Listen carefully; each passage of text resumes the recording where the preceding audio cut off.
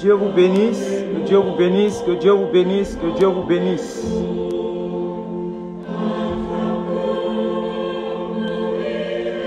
Que la grâce et la paix de notre Seigneur Jésus nous soient richement accordées, nous soient abondamment accordées.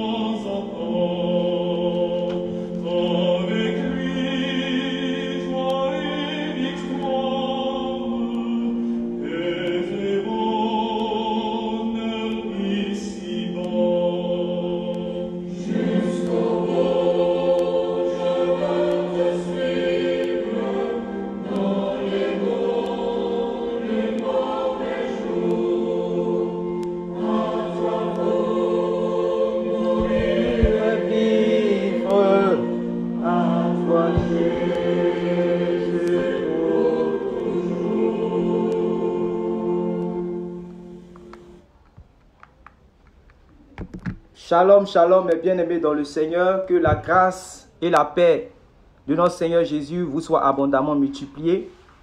Encore ce soir, Dieu nous fait la grâce d'être ensemble en esprit au travers de la parole de Dieu pour entendre le Seigneur nous parler.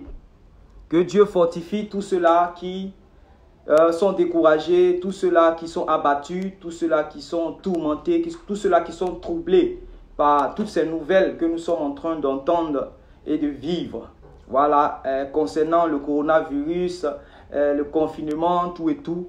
Et c'est un tremplin pour nous, une occasion pour nous encore de dispenser la parole de Dieu au travers des réseaux sociaux. Et que Dieu bénisse tous ceux et celles à qui il va faire la grâce d'écouter cette vidéo. Voilà, quel que soit l'instant où tu vas écouter cette vidéo, où cette vidéo te sera parvenue, que le Seigneur te bénisse, qu'il puisse te donner de pouvoir bien comprendre tout ce qui sera dit. Voilà. Et que le Seigneur réellement bénisse sa parole, que le Seigneur oigne sa parole, que le Seigneur inspire son serviteur, que le Seigneur inspire sa parole, afin que nous soyons édifiés. Et nous allons faire une continuité de notre message dont nous avons parlé hier. Voilà. Parce que nous avons dit que, en réalité, sur cette terre-là, c'est-à-dire que beaucoup de personnes, beaucoup de chrétiens sont en état d'arrestation. Beaucoup d'hommes ou encore beaucoup de chrétiens sont en état d'arrestation. Selon le livre de Matthieu, le chapitre 22, du verset 1 à 13, où la parole de Dieu a dit « Liez-lui les pieds et les mains et jetez-le dans les ténèbres du dehors, là où il y a des pleurs et les grincements de dents. » Et c'est dans la continuité réellement de ce message que nous sommes. Beaucoup de chrétiens sont en état d'arrestation, soit parce que ces personnes-là ont reçu peut-être un faux évangile, c'est-à-dire que la conversion a été bâclée. La question du salut a été bâclée. Ils n'ont pas reçu en fait le véritable évangile. Donc, s'ils n'ont pas reçu le véritable évangile, ils ne sont pas sauvés. Et il y a d'autres aussi qui ont reçu réellement l'évangile. Mais en réalité, après avoir été justifiés, après avoir été revêtus de ce vêtement de justice que Christ leur a accordé, ils n'ont pas veillé. Et ils ne veillent pas. Ils ne marchent pas dans les voies du Seigneur. Et ils pensent que la vie chrétienne, réellement, dans la vie chrétienne, tout est permis. On peut faire ce qu'on veut. Et puis, on a une sécurité éternelle. Jésus-Christ a payé pour nos péchés passés, présents et futurs. Et donc, réellement, les péchés qu'on va commettre, ça n'aura aucun impact dans notre éternité. Et beaucoup de chrétiens vivent de la sorte. Vous voyez? Et la question même du salut, de la vie éternelle, je vous dis la vérité, mes frères et sœurs, est devenue une question qui est bâclée. Beaucoup de personnes négligent et ne comprennent pas cela. Voilà. Et par la grâce de Dieu, aujourd'hui, nous allons continuer le message. Et nous voyons que nous avons plaqué comme thème le passage de 1 Pierre, le chapitre 4, à partir du verset 18. 1 Pierre, le chapitre 4, à partir du verset 18. Et que Dieu bénisse tous ceux-là qui seront connectés. Par la grâce de Dieu, le Seigneur encore va nous faire du bien. Vous voyez? Par la grâce de Dieu, il va nous faire du bien. Donc, nous lisons 1 Pierre, le chapitre 4, le verset 18. Je lis dans la version de Semeur. Peut-être si vous pouvez plaquer, selon les versions que vous avez, vous pouvez plaquer réellement sur le direct, vous pouvez plaquer cela comme commentaire. Je vais lire dans la version de Semeur, 1 Pierre chapitre 4, le verset 18. Il est écrit, comme dit l'Écriture, voyez, comme dit l'Écriture, si le juste est sauvé à travers toutes sortes de difficultés, que vont devenir le méchant et le pécheur? Vous voyez? Si le juste est sauvé à travers toutes sortes de difficultés, que vont devenir le méchant et le pécheur? C'est l'apôtre Pierre, c'est-à-dire l'apôtre Pierre qui fait cette déclaration. Et normalement, quand nous entendons ce type de déclaration, on doit réellement prêter attention parce qu'il vient de relâcher une pensée. Il vient de relâcher une pensée, il vient de relâcher quelque chose qui est dans son cœur. La parole de Dieu dit que c'est de l'abondance du cœur que la bouche parle. Vous voyez? Et l'apôtre Pierre est en train d'exhorter les chrétiens, des personnes qui ont répondu à l'appel de Dieu par le moyen de l'évangile, ils ont cru. Et si nous voulons même aller même dans le contexte, nous voyons que ce sont des chrétiens du temps de Rome, au temps de Rome, lorsque le royaume de Rome avait conquis plusieurs territoires dans le monde. Vous voyez, il y a l'apôtre Pierre. L'apôtre Pierre c'était un ancien, c'est-à-dire qu'un apôtre du Seigneur Jésus. Et l'apôtre Pierre devait faire de toutes les nations les disciples. Parce que selon Matthieu chapitre 11, le verset 28, il avait reçu le mandat avec tous les apôtres avec lui. Donc, dans son mandat, l'apôtre Pierre va être ancien, c'est-à-dire que de plusieurs églises qui étaient en Asie mineure. Voilà, il y avait environ 5 églises. Si vous prenez par exemple dans 1 Pierre le chapitre 1, à partir du verset 1, Pierre commence à citer ces églises-là. Dans 1 Pierre chapitre 1, le verset 1. Et nous savons que nous pouvons lire, on va lire pour pouvoir mieux comprendre ici le contexte. Parce que quand je vais commencer à parler, il y a beaucoup de choses que nous allons commencer à comprendre. Nous voyons Pierre qui dit ceci au verset 1, dans 1 Pierre le chapitre 1, le verset 1 d'abord. Il dit, « Moi Pierre, apôtre de Jésus-Christ, j'écris à ceux que Dieu a choisis et qui vivent comme étrangers dans les provinces du Pont, de la Galatie, de la Cappadoce, de l'Asie et de la Bithynie. » Donc, en fait, c'est tous les croyants qui vivaient dans ces provinces romaines. Alors, en ce moment, Rome était à la conquête du monde. Et pour conquérir le monde, nous avons vu ce qui s'est passé même en Israël. Ils ont changé même la monnaie des Israélites. Les Israélites utilisaient la monnaie de Rome, au point où il y avait l'effigie de César sur la pièce. Vous voyez? Donc, c'est-à-dire que dans leur conquête, les Romains ne vont pas que changer peut-être la monnaie ou encore imposer l'impôt à chaque pays qui réellement ils vont conquérir. Ils vont aussi imposer aussi leur divinité afin d'avoir plus de domination sur eux.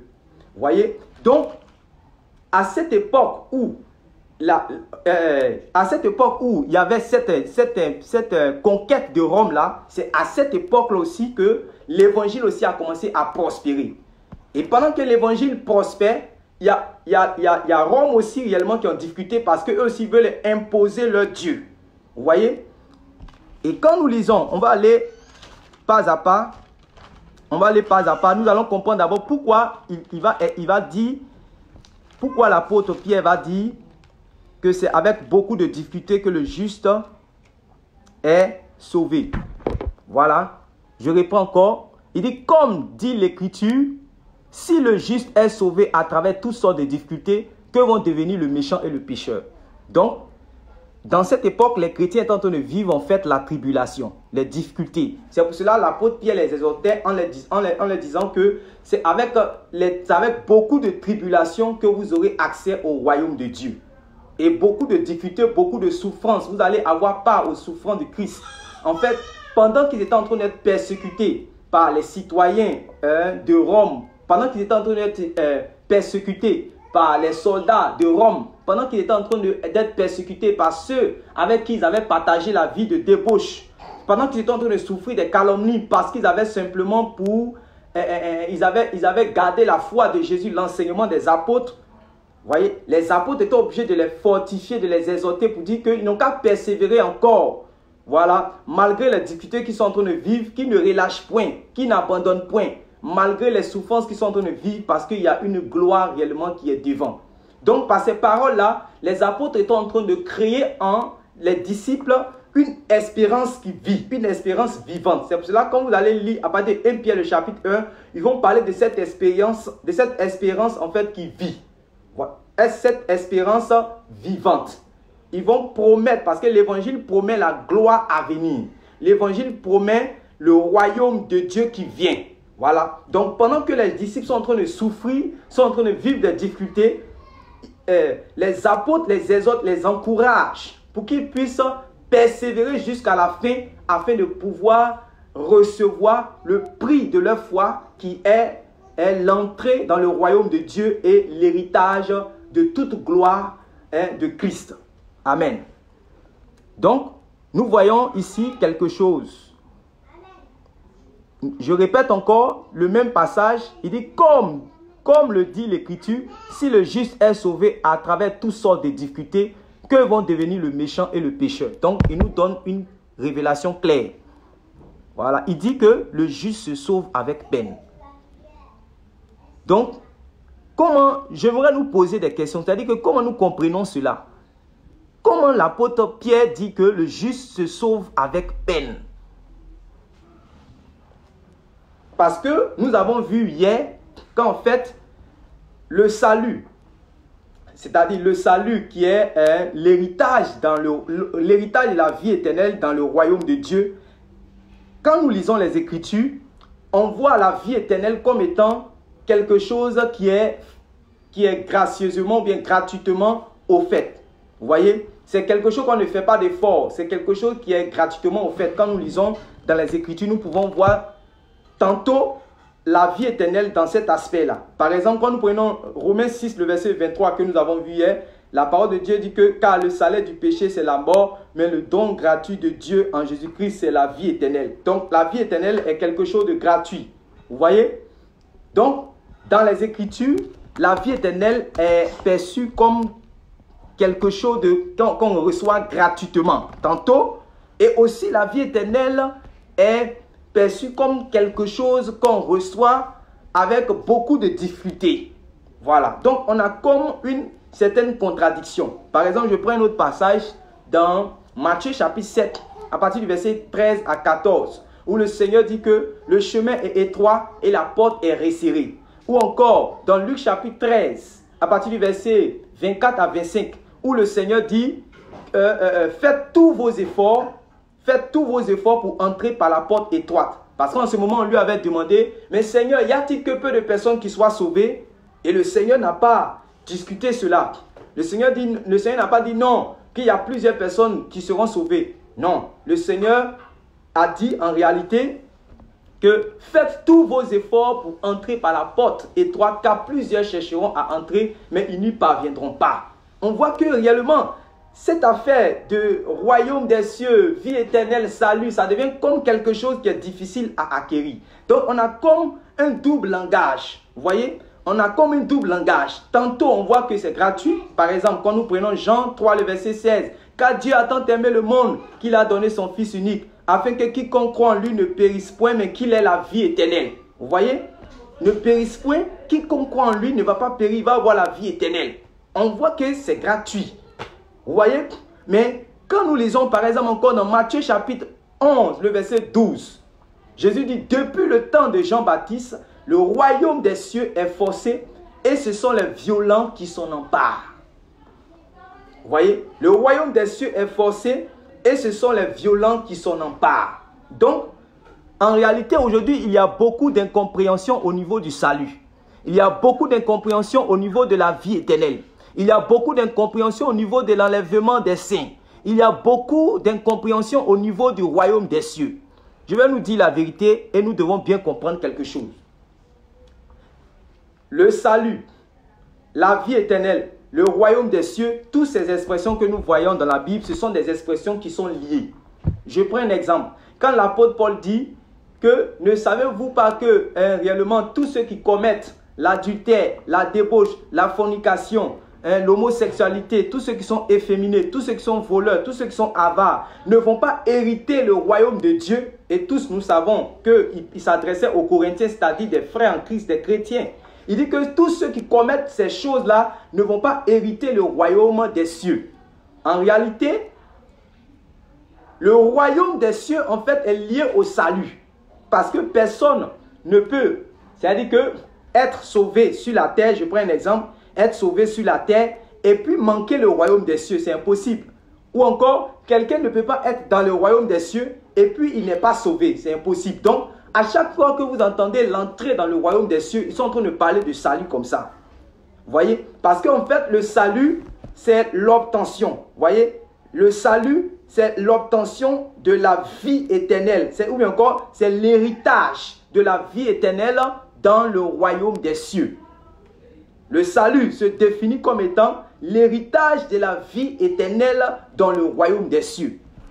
Et nous allons comprendre pourquoi maintenant, tantôt, le salut est perçu comme étant quelque chose de gracieusement offert.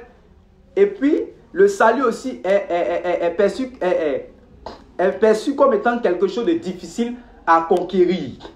On va prendre par exemple, on va prendre un exemple. On va prendre un exemple simple. Je suis en train de voir c'est quel exemple nous allons prendre. Par exemple, une partie de pêche. On va faire une partie de pêche. Quand on va faire une partie de pêche, on va prendre tous les moyens. C'est-à-dire qu'on va prendre la pirogue, on va prendre la bague, on va prendre les filets, tout et tout. On va prendre beaucoup de choses pour pouvoir faire la pêche.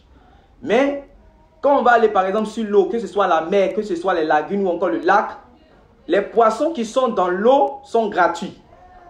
Amen. Les poissons qui sont dans l'eau sont gratuits. Mais on fait des efforts réellement pour pouvoir pêcher ces poissons. Mais ce n'est pas parce qu'on a fait des efforts pour pêcher les poissons qui sont gratuits dans l'eau.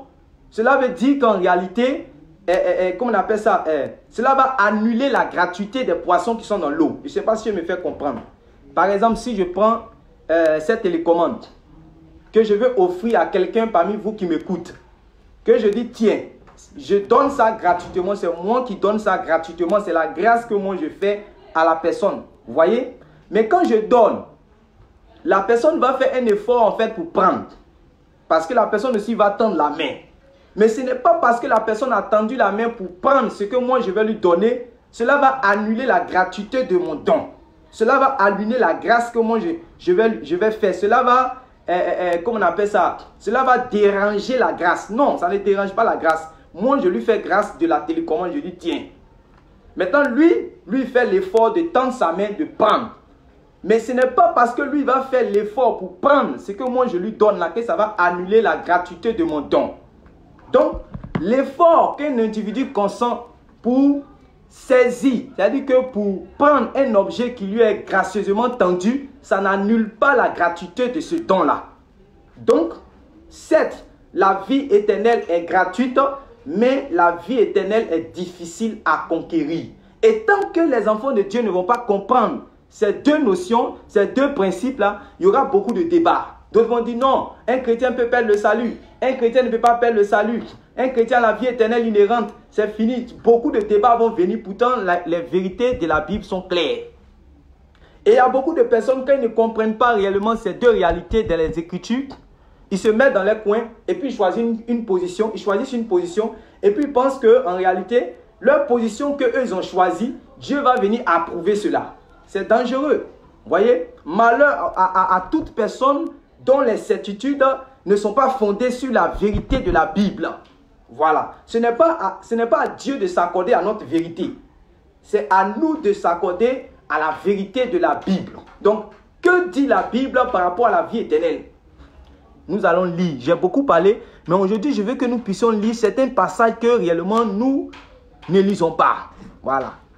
Mais d'abord, notre passage de base, l'apôtre Pierre a dit, comme dit l'Écriture, si le juste est sauvé à travers toutes sortes de difficultés. Donc ça, c'est l'apôtre inspiré par le Saint-Esprit qui dit cela. Il dit que le juste là est sauvé par toutes sortes de difficultés. Ça veut dire que c'est même le juste.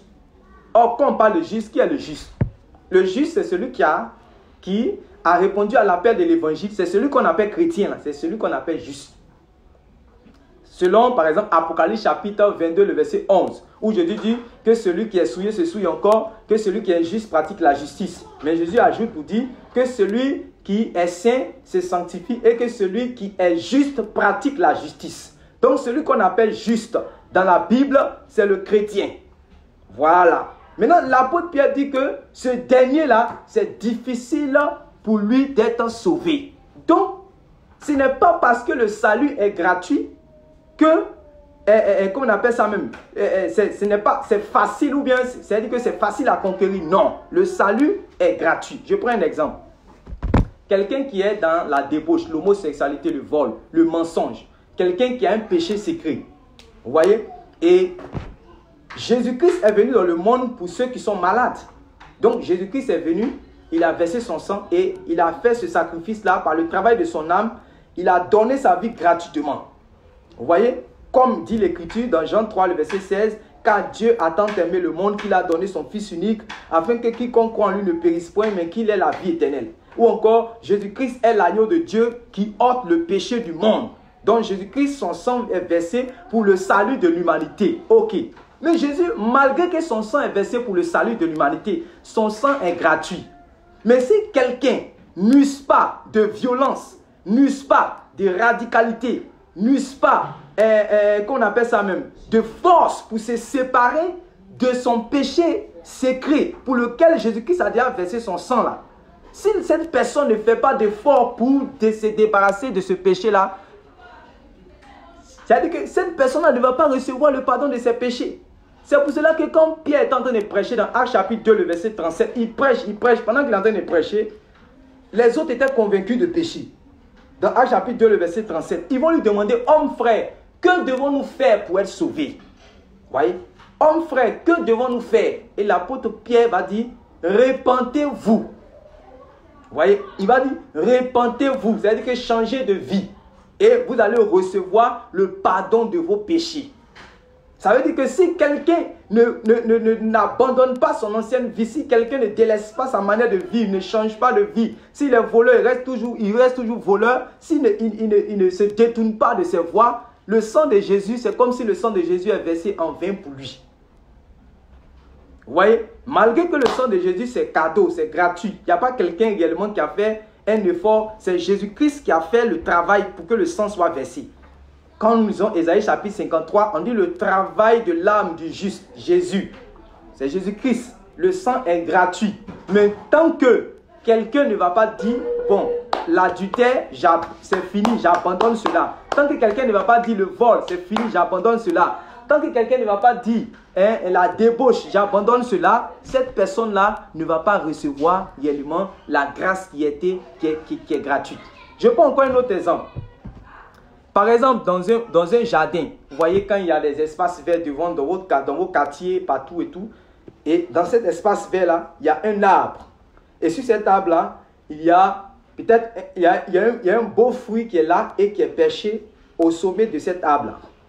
Et comme c'est un espace vert, donc l'arbre n'appartient pas à quelqu'un. Donc c'est un arbre qui est gratuit.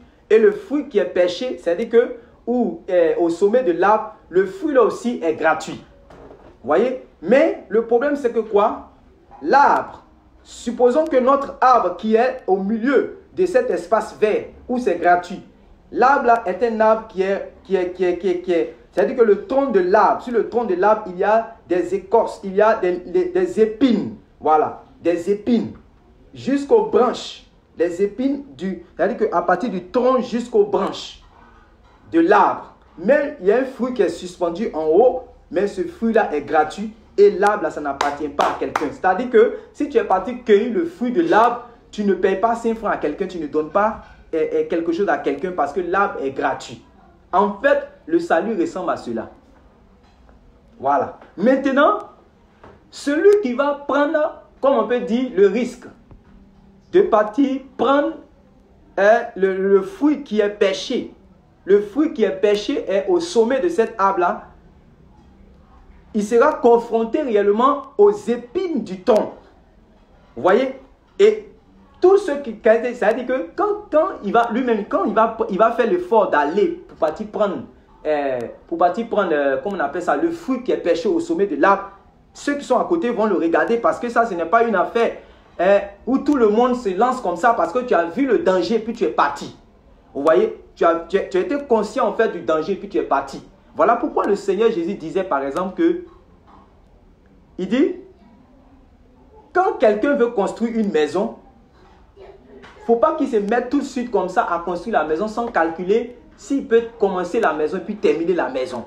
Parce que s'il a commencé la maison et qu'il n'a pas terminé la maison, ceux qui sont, c'est-à-dire que son voisinage, sa connaissance, les gens qui sont autour vont se moquer de lui. Ils vont dire, regardez ce monsieur-là, hein, il a commencé la maison, mais il n'a pas terminé. Voilà. Vous voyez? Et nous voyons aussi dans notre vie, il y a beaucoup de personnes qui ont construit des maisons, mais qui n'ont pas achevé. Et quand nous, on passe à côté, on commence à dire, ah, le monsieur, il a construit la maison, hein, jusqu'à il n'a pas terminé. Et beaucoup de personnes prennent cela pour faire des sujets de moquerie. Et c'est cette affaire de la vie que Jésus-Christ a pris pour expliquer les choses du royaume, du salut. Donc, la personne qui va prendre le courage, qui va avoir le courage pour aller et pour grimper le tronc de l'arbre jusqu'à aller saisir le fruit, quand cette personne va prendre le fruit, et puis cette personne va descendre avec toutes les blessures, tout et tout sur son corps, qu'est-ce que nous allons dire de cette personne? Nous allons dire que cette personne a payé le prix. Vous voyez? Nous allons dire comme ça que cette personne a payé le prix. Mais ce n'est pas parce que nous disons que cette personne a payé le prix que le fruit et son arbre ne sont pas gratuits. Vous voyez? Ce n'est pas parce que la personne a fait des efforts, vous voyez, pour aller prendre le fruit qui est perché sur l'arbre qui est plein d'épines. Ce n'est pas parce qu'il a affronté cela jusqu'au prix de sa vie. Ce n'est pas ça qui annule la gratuité du fruit. Est-ce qu'on comprend bien maintenant? Voilà. Maintenant, on va lire des passages. On va lire certains passages et nous allons savoir où nous devons placer la vie éternelle dans les Écritures. À quel moment un chrétien rentre pleinement dans le salut, dans la vie éternelle. C'est très important. C'est très important. Et pendant que nous sommes en train de partager, vous pouvez poser des questions. Il y a des passages que nous allons lire ensemble. Quand nous allons lire ensemble comme ça, ça sera... C'est-à-dire qu'on n'aura même pas besoin d'expliquer, de prêcher parce que tout est déjà dans les Écritures. Voilà. Donc, pendant que je suis en train de parler, si tu es en train d'écouter que tu ne comprends pas quelque chose, tu peux poser des questions et nous allons travailler. Et nous allons travailler.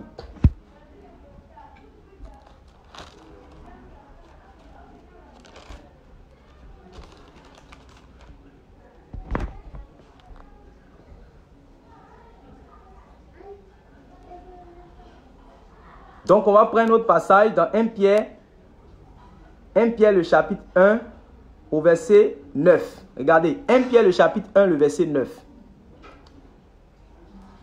Il est écrit, vous pouvez plaquer selon les versions que vous avez. Si tu as une version de Louis II, de Osterval, tout ce dont, c'est-à-dire que toutes les versions que tu as, 1 Pierre 1, le verset 9, tu peux plaquer. Et nous allons voir un passage qui est écrit là-bas. 1 Pierre 1, le verset 9. Je vais lire d'abord dans la version de Semeur. Il va commencer à lire au verset 8 à 9. Il est écrit, Jésus, vous ne l'avez pas vu, et pourtant vous l'aimez. Mais en plaçant votre confiance en lui, sans le voir encore, vous êtes remplis d'une joie glorieuse et inexprimable. Verset 9, car vous obtenez en retour votre salut qui est le but de votre foi. Il dit, vous obtenez en retour votre salut qui est le but de votre foi. Ça, je lis en semeur. Je vais lire encore dans une autre version, peut-être dans Parole de vie encore. Je vais lire au verset 9. Il dit, cette joie, vous l'avez parce que vous êtes sauvés. Voilà la récompense que vous gagnez en croyant en Jésus. Vous voyez? Je vais lire encore dans notre version que nous utilisons couramment. Dans 8 secondes. Je vais lire dans 8 secondes. Il est écrit, parce que vous obtiendrez le salut de vos âmes pour prix de votre foi. Je ne sais pas si ça explique tout ce que nous venons de dire. Il dit, parce que vous obtiendrez le salut de vos âmes. Vous obtiendrez. Il parle ici aux chrétiens. C'est pour cela que j'ai lu 1 Pierre le chapitre 1 à partir du verset 1 pour nous dire à qui l'apôtre Pierre parlait. Il nous a dit qu'il parlait aux chrétiens qui étaient dans ces provinces de Rome là. Voilà, des personnes qui ont répondu à l'évangile, qu'on appelle chrétiens, qui sont en train de souffrir à cause de l'enseignement qu'ils ont reçu, l'enseignement de Christ et des œuvres de Jésus là. Ils sont en train de souffrir. Donc ce sont les chrétiens. Voilà, on les mettait en prison, on les mettait dans les fosses aux lions à cause du nom de Jésus et à cause du témoignage de Jésus. Donc ce sont des chrétiens. Maintenant, à ces chrétiens-là, regardez ce que l'apôtre Pierre dit. Il dit, parce que vous obtiendrez le salut de vos âmes pour prix de votre foi. C'est-à-dire que le prix de ta foi, c'est-à-dire que ta foi que tu mènes là, a un prix. Le prix de cette foi-là, c'est ça qui est le salut. Je ne sais pas si vous comprenez. C'est le prix de notre foi qui est le salut de nos âmes. Le salut de ton âme. C'est ça que le prix de ta foi. Encore, je vais lire dans une autre version.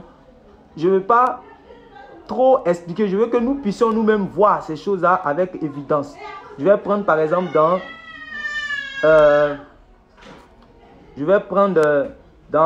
français courant.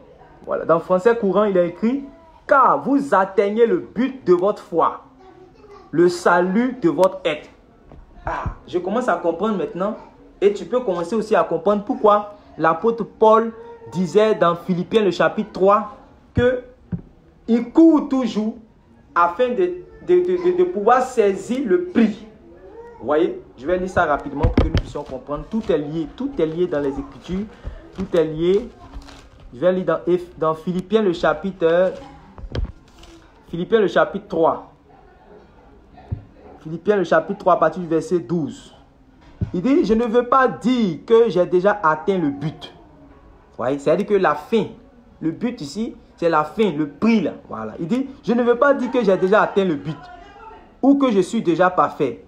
Mais je continue à courir pour saisir le prix. Voilà. C'est le prix là dont l'apôtre Pierre est en train de parler. Il dit,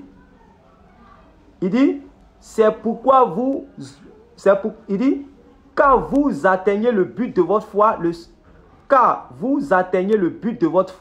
le salut de votre être. Voilà. Ou encore, dans 8 secondes, il est dit, parce que vous obtiendrez le salut de vos âmes pour prix de votre foi. Donc c'est ce prix-là. Ce prix que l'apôtre Pierre a appelé le salut de l'âme. Il dit, parce que vous obtiendrez le salut de vos âmes pour prix de votre foi. Le prix de la foi, c'est le salut de l'âme. Et c'est de ce prix-là que l'apôtre Paul est en train de parler dans Philippiens, oui, en disant, il dit, mais je continue à courir pour saisir le prix. C'est-à-dire que le salut de son âme, c'est ce prix-là qu'il est en train de parler. Ce n'est pas une récompense particulière de l'apôtre Paul dont il est en train de parler ici. Et vous allez voir même quand il continue de lire. Il dit, parce que le Christ Jésus m'a déjà saisi. Non, frères et sœurs, je ne pense pas que j'ai déjà obtenu le prix. Voyez, mais j'oublie la route qui est derrière moi. Je suis tendu en avant. Et je fais la seule chose importante. Courir vers le but pour gagner le prix. Vous voyez? Courir vers le but pour gagner le prix. Et encore, il dit, Dieu nous appelle d'en haut à le recevoir par le Christ Jésus. Donc, C'est de ce prix-là que l'apôtre Paul est en train de parler quand il disait qu'il pense que lui n'a pas encore saisi le prix. Voilà pourquoi encore il va dire dans 2 Timothée le chapitre 4 à partir du verset 8, il va dire à Timothée, combat le bon combat. J'ai combattu le bon combat, j'ai gardé la foi, j'ai achevé la course. Désormais, la couronne de vie m'est réservée, la couronne de justice m'est réservée, non pas seulement à moi. Voilà, il va dire non pas seulement à moi. Pour que nous puissions comprendre que dans Philippiens ici, l'apôtre Paul ne parle pas de quelque chose qui lui est spécifiquement réservé à lui seul. Non. Cette couronne-là, pour tous ceux qui vont combattre le bon combat, qui vont garder la foi et qui vont achever la course, toutes ces personnes-là vont recevoir en fait cette couronne-là comme prix. Vous voyez? Comme prix. Et vous allez comprendre pourquoi eux ils parlaient de prix, de couronne, tout aussi. C'est qu'ils étaient, c'est-à-dire qu'à un moment où il y avait la domination de Rome, des Grecs, tout et tout, où il y avait, comment on appelle ça, mais les Jeux olympiques, tout et tout. Vous voyez? Donc il fallait, même Jésus même va souvent utiliser ces langages-là dans l'Apocalypse pour les faire comprendre. Voilà. Mais on va expliquer les choses de manière simple. Donc on a pris 1 Pierre 1, le chapitre 9, nous avons vu que le prix de ta foi, c'est le salut de ton âme. Voilà. C'est comme l'arbre là qui est... C'est-à-dire que le fruit qui est pêché sur le sommet de l'arbre. Et cet arbre là est bien épineux. Voilà. Mais tu dois payer le prix pour aller saisir le fruit. C'est pas parce que tu vas payer le prix, tu vas faire des efforts pour aller prendre le fruit là que ça va annuler la gratuité du fruit. Le fruit est gratuit. J'espère que c'est clair dans notre esprit. On va prendre un autre passage dans 1 Pierre 1, le verset 13. 1 Pierre 1, le verset 13. 1 Pierre 1, le verset 13.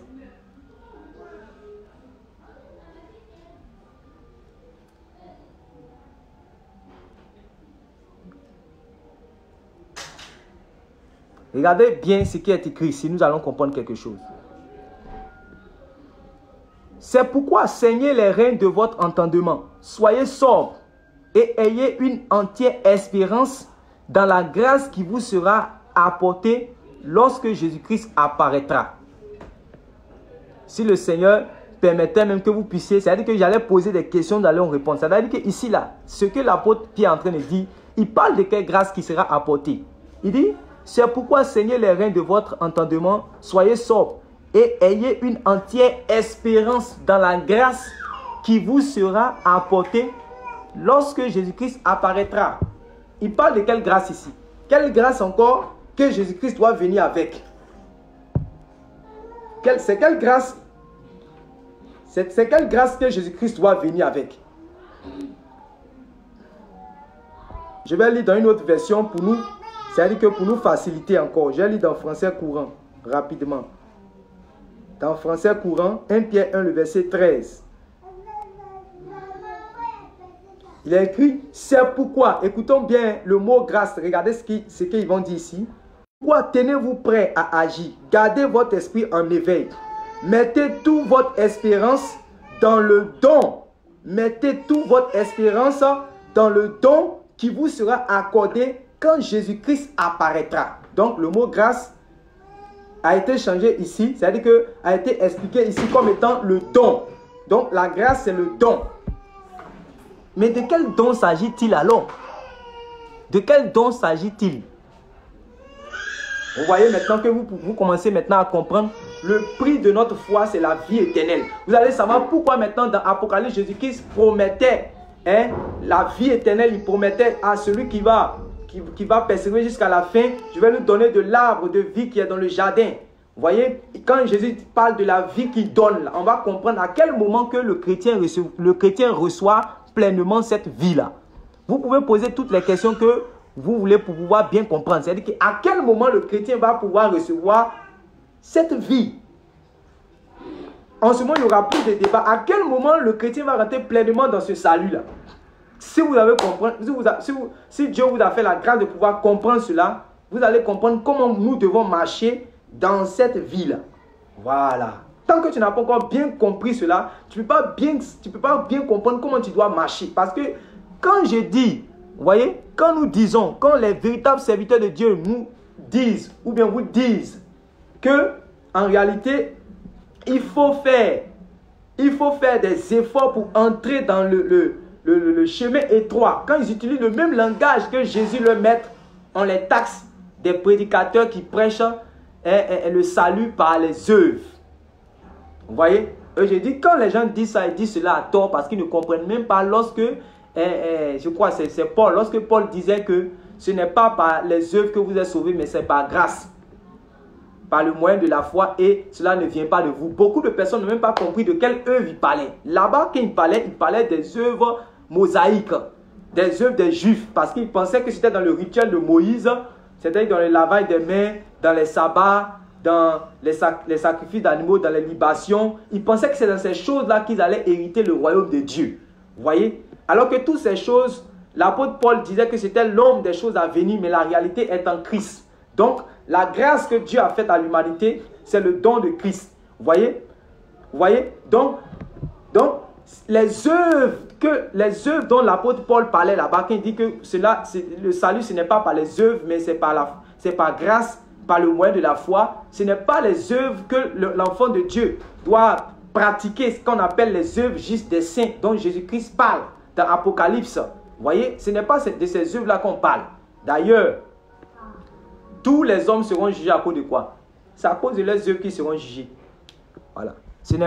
Jean-Baptiste a déjà été clair là-dessus. Jean-Baptiste a dit, tout arbre qui ne portera pas de bons fruits sera coupé et jeté au feu. Donc, il disait cela aux gens, à son auditoire, pour que son auditoire puisse changer de manière de vie. C'est-à-dire qu'ils puissent arrêter leurs œuvres mauvaises et venir, c'est-à-dire que dans les eaux, pour qu'ils puissent les baptiser afin de marcher dans une nouveauté de vie, dans une nouvelle manière de vivre, pour préparer leur cœur à recevoir Dieu. Vous voyez? Donc, je lis, il dit, c'est pourquoi tenez-vous prêts à agir, gardez votre esprit en éveil, mettez toute votre espérance dans le don qui vous sera accordé quand Jésus-Christ apparaîtra. Vous voyez? Dans le don qui vous sera accordé quand Jésus-Christ apparaîtra. Donc, Jésus-Christ n'a pas encore apparu. On dit Jésus-Christ, quand il va venir avec un don. C'est-à-dire qu'en ce moment, ton salut sera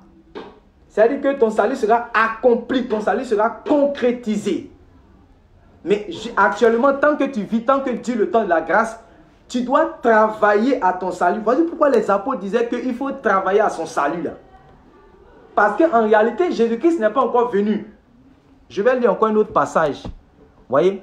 Je vais lire encore un autre passage. Prenons 1 Timothée, chapitre 6. 1 Timothée, le chapitre 6. Vous pouvez poser, dès que vous ne comprenez pas quelque chose, vous posez la question. On va répondre simplement avec les Écritures. Et pour que la question du salut, qui est l'héritage de la vie éternelle dans le royaume de Dieu, soit claire dans notre esprit. Nous allons lire dans 1 Timothée, le chapitre 6. 1 Timothée, chapitre 6, verset 12. Les apôtres étaient clairs. 1 Timothée, chapitre 6, le verset 12.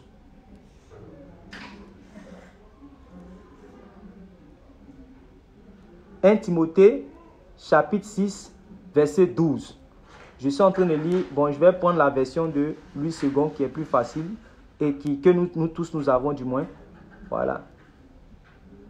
1 Timothée, chapitre 6, le verset 12, je lis. Il est écrit « Combat le bon combat de la foi. Combat le bon combat de la foi. Saisis la vie éternelle. » Vous voyez? Combat le bon combat de la foi. Saisis la vie éternelle à laquelle tu as été appelé. C'est-à-dire que là maintenant, concentrons-nous maintenant sur ce passage. C'est l'apôtre Paul qui est le père dans la foi de Timothée. Timothée, c'est un chrétien, sa famille, ses aïeux étaient des chrétiens. Timothée aussi, lui-même, il a confessé sa foi devant tout le monde. Donc, personne ne peut nier que Timothée n'était pas chrétien. Timothée était un chrétien. Mais regardez comment l'apôtre Paul, c'est-à-dire que ça s'adresse à lui. Regardez la recommandation de l'apôtre Paul, le conseil que l'apôtre Paul donne à Timothée. Il dit, combat le bon combat. Voilà, de la foi. Il dit, combat le bon combat, le combat de la foi.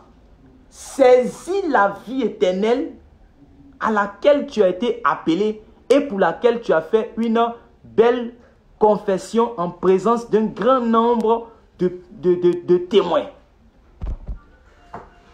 Vous voyez? Je ne sais pas si vous nous voyez, si quelqu'un commence à comprendre, il peut dire, si quelqu'un ne comprend pas aussi, il peut dire. C'est-à-dire que l'apôtre Paul demande à un chrétien de combattre le bon combat, de faire des efforts, de travailler à son salut.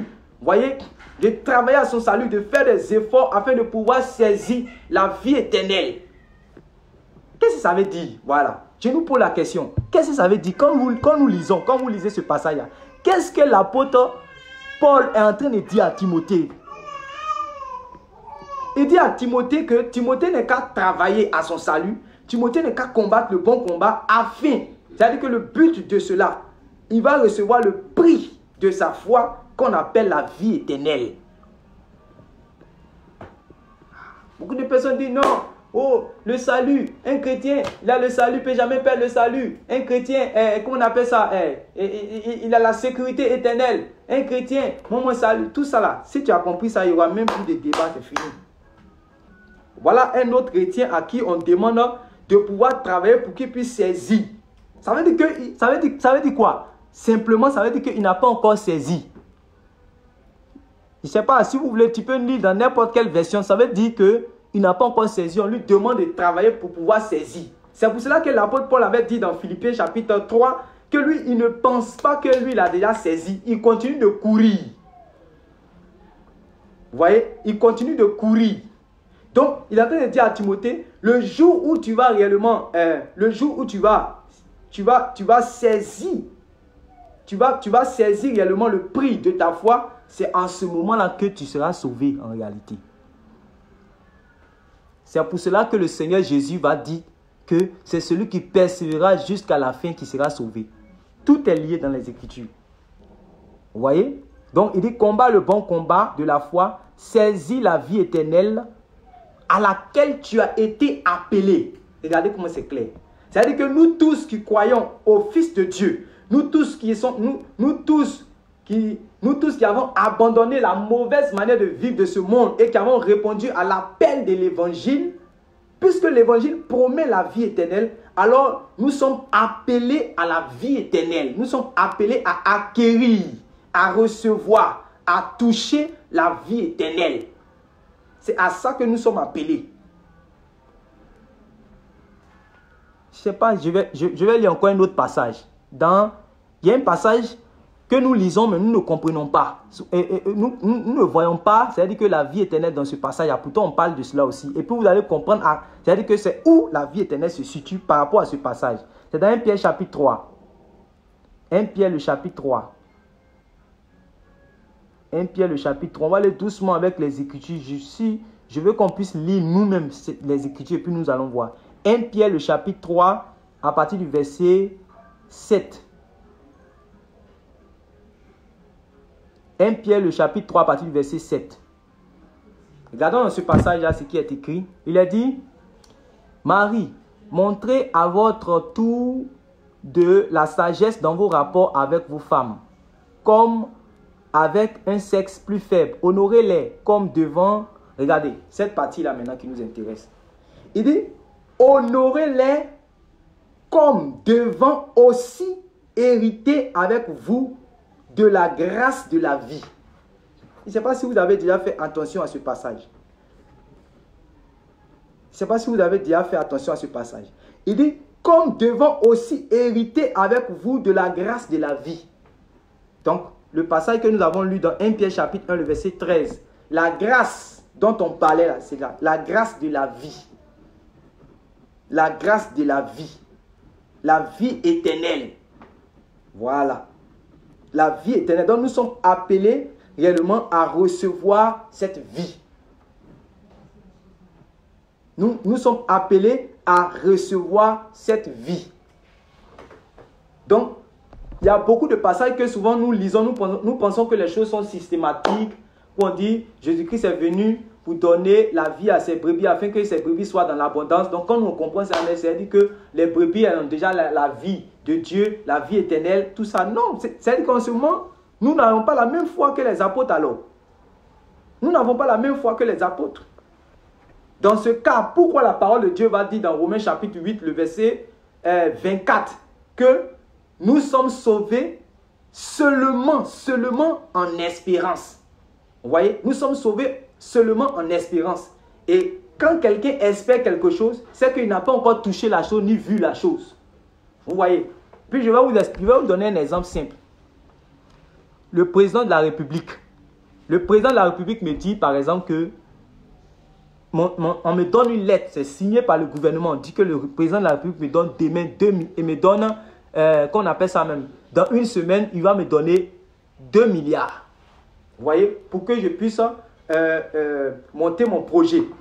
Lui-même, c'est-à-dire qu'on m'a adressé une lettre, par le gouvernement est venu, m'ont dit qu'ils vont me donner 2 milliards. Vous voyez? Et pendant ce temps, quelqu'un, par exemple, un autre ami ou bien le voisin, lui aussi, il a le même projet que moi. Mais il a besoin aussi de l'aide de l'État pour pouvoir monter son projet. Voilà. Pouvoir monter son projet. Mais moi, déjà même le président de la République m'a déjà fait réellement, c'est-à-dire que le décret où il m'a dit que dans une semaine, je vais au palais de la République là. Il a dit qu'au palais, je vais prendre les 2 milliards. Je vous pose la question.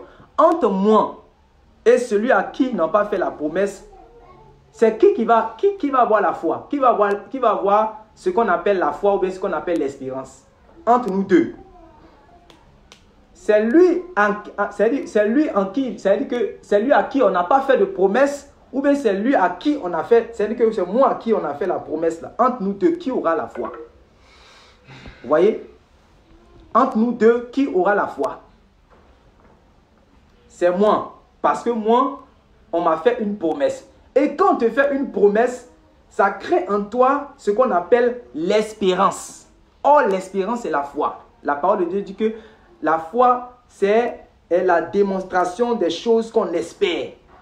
Vous voyez? C'est une ferme assurance des choses qu'on espère. La foi, c'est une ferme assurance des choses qu'on espère. C'est ça la foi. Donc, quand le président de la République me dit que j'ai 2 milliards dans une semaine, déjà, vous allez voir même que je vais commencer à vivre comme si j'avais déjà les 2 milliards. Je prends par exemple, je suis là, je sais que dans une semaine, je vais avoir les 2 milliards. Quelqu'un vient, me demande, il dit, monsieur Esmel, ta télévision ou bien ton fauteuil là, ça me plaît. Pardon, comme je n'ai pas de fauteuil, est-ce que tu peux me donner? Vous allez voir que facilement je vais donner. Parce que je sais que ce que je vais recevoir plus tard, ce que je vais donner même n'est rien par rapport à ce que je vais recevoir. En réalité, le royaume des cieux, c'est semblable à cela. C'est en ce moment que Jésus a fait cette comparaison simple où il a dit que le royaume des cieux est semblable à quelqu'un qui allait qui se promenait puis dans son champ, il se promenait puis il a vu un trésor dans un champ. Il allait prendre tous ses biens là. Il a vendu cela, il allait acheter en fait le champ. Parce qu'en fait, quand il a calculé le trésor qu'il a vu, il a aperçu dans le champ, et puis lui, ses biens qu'il avait, il a essayé de les mettre ensemble. Il a vu que le trésor qu'il a vu dans le champ, c'est plus grand que, comment on appelle ça même, les biens qu'il a. Donc, il a fait ce qui est le plus facile. C'est pour cela qu'en réalité, si aujourd'hui, beaucoup de chrétiens n'arrivent pas à se dépouiller pour l'œuvre de Dieu, beaucoup de chrétiens n'arrivent pas à donner, ils sont encore avares, ils sont encore cupides. Beaucoup de chrétiens s'affectionnent aux choses de la terre. C'est parce qu'ils n'ont pas encore compris même ce qui c'est que la vie éternelle. Donc, j'ai pris cet exemple clair.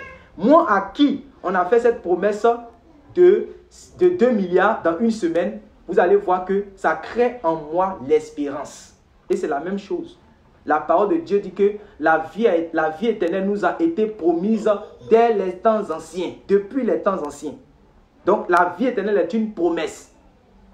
Et donc, les apôtres, en prêchant l'évangile, quand ils prêchaient l'évangile, ils créaient dans ceux qui les écoutaient, dans les disciples, ils créaient dans leur cœur ce qu'on appelle l'espérance de la gloire à venir. L'espérance de l'héritage de la vie éternelle dans le royaume de Christ. Et qu'on appelle ça même, la gloire qu'ils allaient partager avec le Christ dans son royaume. Voilà, c'est ça. Donc, quand ils perdent, quand on les dépouille de leurs biens, quand on vient, on les arrache même leur terre, quand on vient, on les arrache leur maison, même qu'on leur demande, ceux même qui sont pauvres, qu'on leur demande d'aider ceux qui sont plus pauvres qu'eux, ils se dépouillent encore même pour leur donner parce que ils ont mis tout leur cœur dans le royaume qui arrive. Vous voyez, beaucoup n'ont pas compris cet aspect. Or, pourtant, c'est pour cela que les autres, quand on voit qu'ils avaient la foi, Parce que leur foi, ce n'était pas des foi. Quand l'apôtre Paul dit par exemple, il travaillait pour que les chrétiens puissent connaître quelle est l'espérance qui s'attache à... C'est-à-dire que quelle est l'espérance qui s'attache à son appel. C'est-à-dire que notre appel, quelle est l'espérance qui s'attache à cela? C'est la vie éternelle, c'est l'héritage de la vie éternelle dans le royaume des cieux. C'est ça qu'est l'espérance. Vous voyez? Je vais lire encore un autre passage dans Jacques chapitre 1, le verset 12. Rapidement. Jacques chapitre 1, le verset 12. Jacques chapitre 1, le verset 12. Si tu ne comprends pas quelque chose, bien aimé, tu peux poser réellement la question. Nous sommes en train de partager. Jacques chapitre 1, le verset 12. Jacques chapitre 1, le verset 12, il est écrit, écoutez bien, heureux l'homme qui supporte patiemment la tentation, car après avoir été éprouvé, il recevra la couronne de vie que le Seigneur a promise à ceux qui l'aiment. Quelqu'un qui a trouvé ça, il peut plaquer en commentaire. C'est Jacques chapitre 1, le verset 12. Je relis encore. Tous les apôtres avaient le même langage. Il dit, heureux l'homme qui supporte patiemment la tentation, car après avoir été éprouvé, voyez, après avoir été éprouvé, il recevra la couronne de vie que le Seigneur a promise à ceux qui l'aiment. Vous comprenez?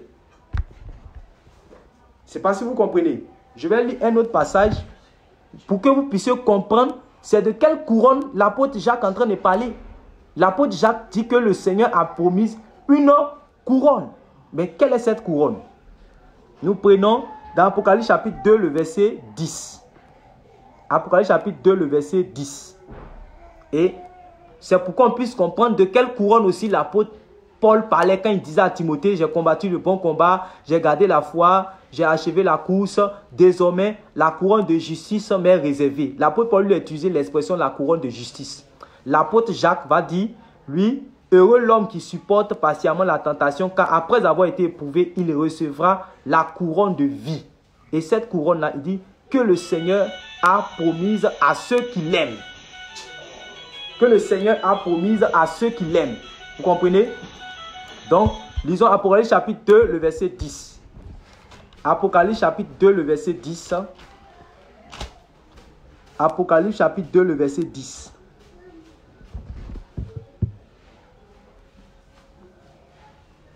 Apocalypse chapitre 2, le verset 10.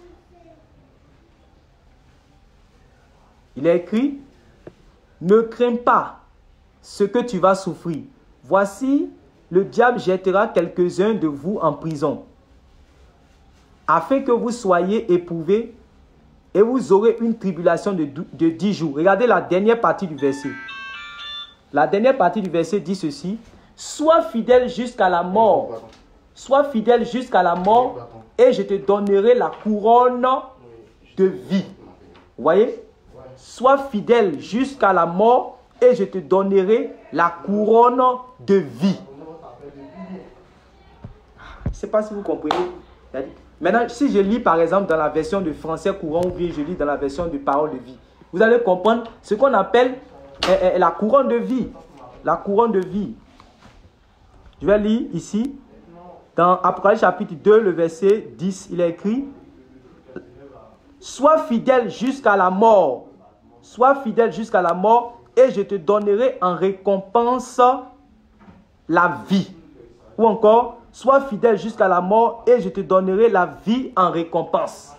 Vous voyez? Et je te donnerai la vie en récompense. De quelle vie s'agit-il? C'est simple. De quelle vie s'agit-il? C'est simple. On parle ici de la vie éternelle. C'est ça qu'on appelle la couronne de vie. Ou encore, lorsque Jésus va s'adresser à l'autre église, quand il va dire, celui qui va garder mes paroles, mes œuvres jusqu'à la fin, mon enseignement jusqu'à la fin, il va avoir droit à l'arbre de vie qui est dans le paradis de Dieu. Or, nous savons à quoi sert l'arbre de vie.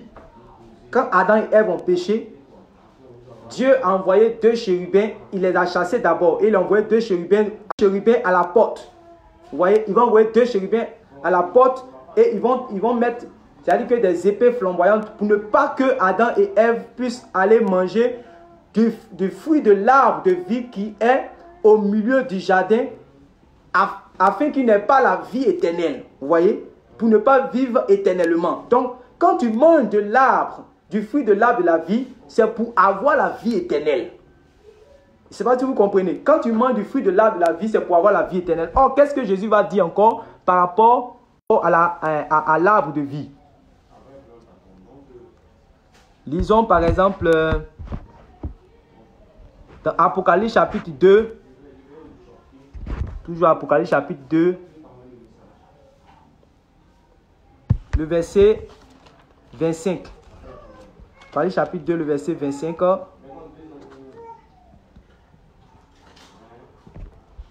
Il dit, mais ce que vous avez, gardez-le solidement jusqu'à ma venue. Ceux qui continueront à me servir jusqu'à la fin, voilà les vainqueurs. Et je leur donnerai le pouvoir que j'ai reçu de mon Père. Je leur donnerai le pouvoir sur les peuples. Ils dirigeront très durement et ils les briseront comme on brise des plats en terre. Il dit, je leur donnerai également l'étoile du matin. Attends, on va prendre encore Apocalypse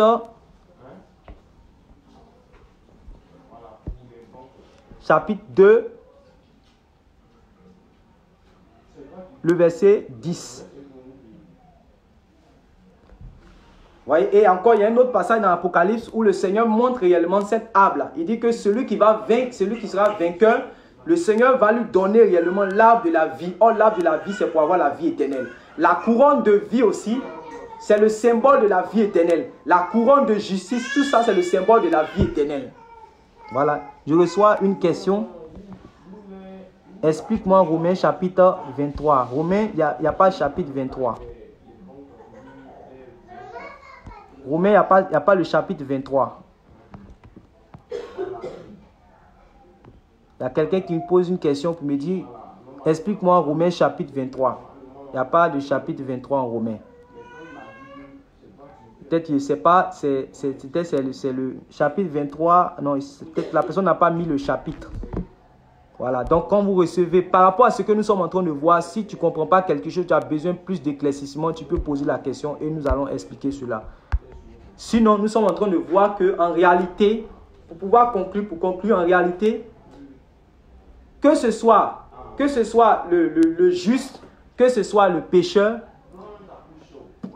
c'est-à-dire que ce soit pour le pécheur ou pour le juste, l'accès à la vie éternelle est difficile. C'est-à-dire que l'accès à la vie éternelle est difficile et pour le pécheur et pour le juste. Mais en réalité, le juste est plus proche qu'on appelle ça même, de la vie éternelle qu'on appelle ça même, que l'injuste.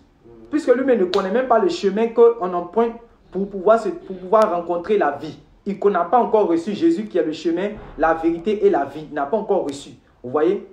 Donc, il est plus loin et celui qui est le juste est plus proche. Vous voyez? Nous qui avons cru en Christ et qui marchons conformément à sa parole, nous sommes proches du royaume que ceux-là qui n'ont pas encore réellement reçu. Voilà.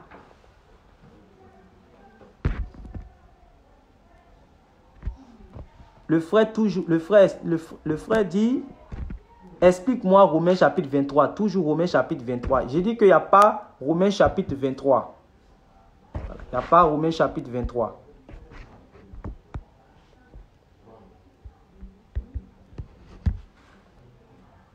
Donc, que le Seigneur vous bénisse. Que le Seigneur vous bénisse. Posez les questions par rapport à ce que nous sommes en train de voir. Parce qu'en réalité, il faut que la question, le sujet, au sujet réellement du salut, voilà, au sujet du salut soit clair dans votre esprit, au sujet de la vie éternelle soit clair dans votre esprit. Parce que l'effort que nous sommes en train de faire, c'est-à-dire que quand quelqu'un se consacre, quand on nous prêche la sanctification, pour que nous puissions nous préparer à la rencontre réellement du Seigneur, ça n'annule pas la gratuité réellement de ce salut-là. Ce salut est gratuit. Donc, Nous allons terminer tout à l'heure. Vous avez quelques minutes pour ceux qui sont en direct pour poser également les questions par rapport à ce que nous sommes en train de voir. Donc, vous pouvez poser les questions. Vous pouvez...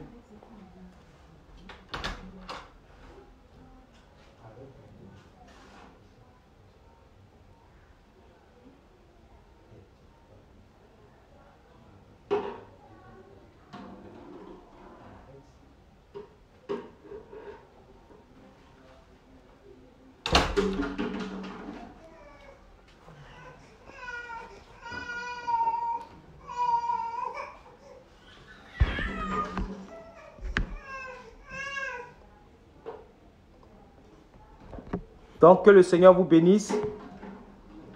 Que le Seigneur vous bénisse. Je rends grâce à Dieu. Je suppose que réellement tout est clair réellement dans votre esprit. Parce que, voilà, tout est clair dans votre esprit.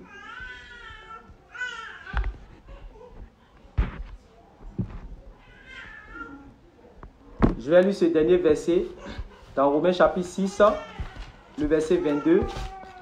Romains chapitre 6, le verset 22.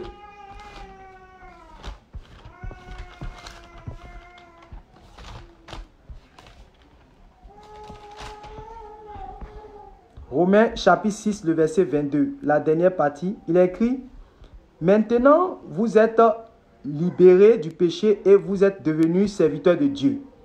Ainsi, vous faites des actions qui plaisent à Dieu et le résultat, c'est la vie avec Dieu pour toujours. Je vais lire encore dans 8 secondes ici, vous allez voir. Romains chapitre 6, le verset 22. Romains chapitre 6, le verset 22. Il est écrit: mais maintenant, étant affranchis du péché et devenus esclaves de Dieu, vous avez pour fruit. Or, tous ce qu'on appelle fruit dans les Écritures, ce sont les œuvres des saints. Ce sont les œuvres des saints. On dit: mais maintenant, étant affranchis du péché et devenus esclaves de Dieu, vous avez pour fruit la sainteté et pour fin la vie éternelle. Voilà.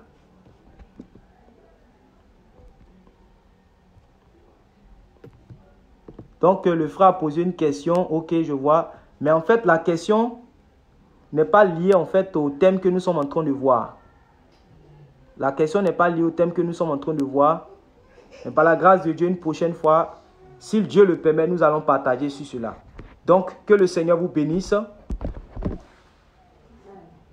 Que le Seigneur vous bénisse. Nous devons comprendre qu'en réalité, ce n'est pas parce que la vie éternelle est gratuite ou encore le salut est gratuit que réellement il n'y a pas d'effort à fournir. Sinon le Seigneur ne dirait jamais « faites tous vos efforts ». Si le Seigneur a dit « faites tous vos efforts », c'est de l'abondance de son cœur qui parle. Il est dans son sérieux qu'il est en train de dire. Donc arrêtons d'écouter cet évangile qui consiste à ce que tous les efforts réellement qu'il va faire, les efforts que tu fais, c'est-à-dire que tu es prostitué et que tu décides d'abandonner. C'est-à-dire que la prostitution avec radicalité, avec violence, ils vont te dire non, que c'est le Seigneur lui-même qui doit faire, toi tu n'as rien à faire, tu dois rester là. Voilà pourquoi depuis réellement tu n'abandonnes pas ce péché. Voyez? Et si encore aussi tu es enfant de Dieu, mais tu as des défauts ou encore des difficultés pour progresser dans la sainteté, et on te dit non, qu'il faut attendre, le Saint-Esprit lui-même va venir obéir à la parole de Dieu pour toi. Non, c'est toi qui dois obéir. Ce n'est pas le Saint-Esprit lui fait seulement le travail de conviction. Il te convainc de péché, il te convainc de justice, il te convainc de jugement. Et le Saint-Esprit ne va pas. Le Saint-Esprit ne nous possède pas. Le Saint-Esprit nous conduit. Le Saint-Esprit nous montre ce qu'il faut faire par la parole de Dieu. Mais c'est à nous de nous laisser convaincre et d'obéir. C'est lorsque nous allons faire cela qu'en réalité, nous allons pouvoir être agréables à Dieu. Donc que le Seigneur vous bénisse et que la grâce et la paix nous soient abondamment multipliées. Seigneur, béni sois-tu pour tous ceux et celles, Seigneur, qui sont connectés. Béni sois-tu pour tous ceux et celles, Seigneur, qui vont écouter cette vidéo, ce message. Je prie que tu puisses éclairer l'esprit, tu puisses éclairer, Seigneur, la compréhension de tes enfants, Seigneur, de tes fils et de tes filles, afin que, Seigneur, ce sujet de la vie éternelle, ou encore ce sujet du salut qui a été bâclé, qui a été, Seigneur, qui crée aujourd'hui la confusion, qui crée aujourd'hui la confusion dans l'esprit de tes enfants, que Seigneur, ces choses-là deviennent claires dans leur esprit. Afin que Seigneur, ils puissent se mettre maintenant à l'œuvre. Afin qu'ils puissent travailler à leur salut avec crainte et tremblement. Afin qu'ils puissent savoir que Seigneur, ta venue annonce notre salut. Ta venue, Seigneur, annonce notre salut. Ta venue concrétise notre salut. Ta venue confirme notre salut. Voilà pourquoi, Seigneur, il est dit que Jésus-Christ est mort. Il a versé son sang une seule fois pour toutes. Et il apparaîtra une seconde fois pour ceux qui l'attendent pour leur salut. Oui, Seigneur, nous savons que lorsque tu viendras, c'est pour nous sauver, Papa. Lorsque tu viendras, Jésus, c'est pour nous sauver. Et nous attendons ta venue afin que notre salut soit confirmé. Donne-nous par ton Saint-Esprit la force de pouvoir combattre le bon combat. Garder la foi. Achever la course. Seigneur, quelles que soient les difficultés, quelles que soient les tempêtes, quelles que soient les persécutions, Seigneur, qui vont venir contre tes enfants, je prie que tu nous fortifies, afin que nous puissions garder ton enseignement et tes œuvres jusqu'à ce que tu viennes au nom de Jésus-Christ. Afin que lorsque tu viennes, Seigneur, nous puissions recevoir, Seigneur, le prix de notre Seigneur, de notre foi qu'on appelle le salut, qu'on appelle la vie éternelle, qu'on appelle la gloire éternelle. Que ton nom soit glorifié au nom de Jésus. Amen. Que le Seigneur vous bénisse. Pour ceux qui ont été édifiés, pour ceux qui ont été bénis, partagez cette vidéo partout dans tous les groupes afin que cela puisse sauver quelqu'un. Vous voyez, partagez cela. Partagez cela afin que ça puisse sauver quelqu'un, ça puisse édifier quelqu'un. Que le Seigneur soit glorifié au nom de Jésus. Que Dieu vous bénisse. Par la grâce de Dieu, nous allons encore partager, si Dieu le permet, encore aussi d'autres sujets afin que cela soit clair dans notre esprit. D'autres sujets aussi qui vont un peu dans le même sens. Voilà, d'autres passages qui sont un peu compliqués. Voilà, le Seigneur va nous faire la grâce. Donc que le Seigneur vous bénisse.